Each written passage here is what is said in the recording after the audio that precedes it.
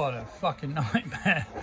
Okay, we're finally getting there. This indicator is very, very cool. I've actually drilled and tapped this.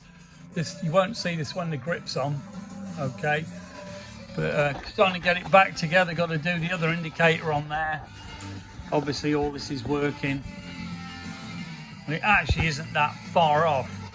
You know, we got all the ignition switch, etc. on here. So that's going to go back on there.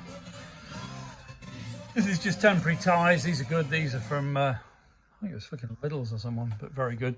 But you can see here the indicators, very, very cool instead of the usual monstrous great things. These are available from us. These are actually 3-wire, so you could actually have it as running light as well as an indicator, but over here not strictly illegal.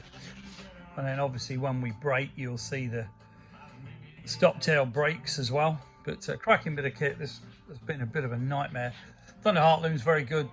Just got to run the wires now through this up to the speedo as well as digital speedo going on here, and then fire them up, and that's pretty well it.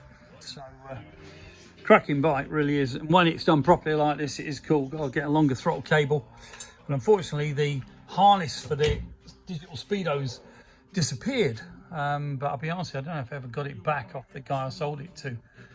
But very, very cool. And you can see here, it was a nightmare drilling and tapping that, it really was. But you can see the result is very, very cool. Okay, so if you're interested in any awesome stuff like this, give us a bell, 01773835666, customcruiser.com. Thank you.